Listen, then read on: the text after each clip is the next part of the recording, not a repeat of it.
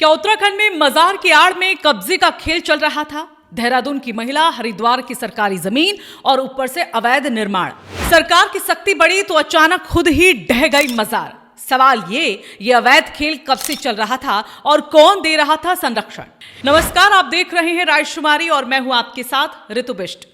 उत्तराखंड में सरकारी जमीन बचाओ अभियान तेज है, लेकिन ताजा मामला सुनकर आपको भी हैरानी होगी। हरिद्वार जिले के भगवानपुर ब्लॉक में एक ऐसी मजार खड़ी कर दी गई जो न कानून से बनी थी, न अनुमति से, और न ही किसी भी सरकारी रिकॉर्ड में उसको दर्ज किया गया था।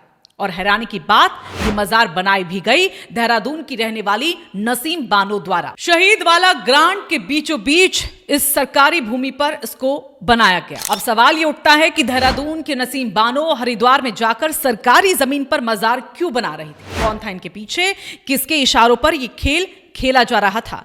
और साथ ही सबसे बड़ा सवाल, जब नोटिस मिला था तो जवाब क्यों नहीं दिया गया? राजस्व विभाग ने जब इस निर्माण की जांच की तो मामला सीधा, साफ और बिल्कुल स्पष्ट निकल आया। इस सरकारी भूमि पर अतिक्रमण था, न कोई अनुमति, न कोई दान पत्र, न कोई धार्मिक संस्था का रिकॉर्ड था।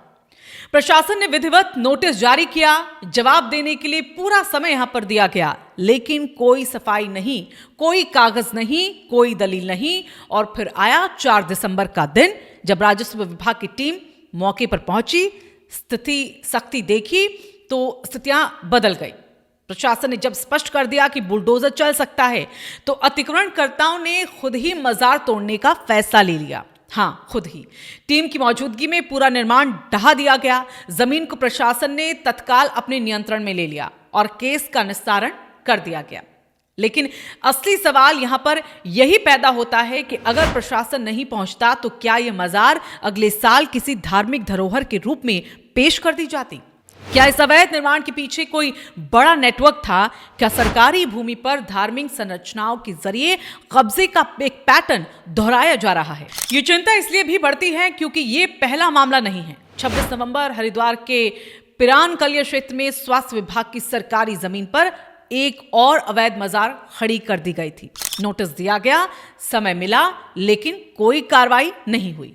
और फिर प्रशासन ने बुलडोजर चलाकर उस अवैध ढांचे को भी जमींदोज कर दिया गया। मतलब साफ है, उत्तराखंड में सरकारी भूमि पर धार्मिक संरचनाएं बनाकर कब्जे की कोशिश लगातार सामने आ रही है और प्रशासन अब इन्हें किसी भी कीमत पर बर्दाश्त करने को तैयार नहीं।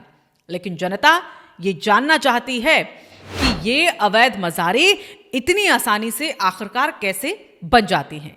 क्या स्थानीय स्तर पर कहीं ना कहीं कोई संरक्षण इनको मिल रहा है? नोटिस मिलने के बाद जवाब आखिरकार क्यों नहीं दिया गया?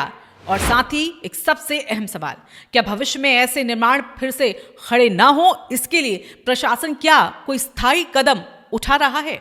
ये सिर्फ एक मजार का मामला नहीं, ये कानून बनाम अवैध कब्जे की लड़ाई है। और राज्य सरकार साफ कर चुकी है कि धार्मिक ढांचे की आड़ में कब्जा किसी भी कीमत पर नहीं चलेगा। प्रशासन की कार्रवाई तेज है, लेकिन क्या ये पर्याप्त है?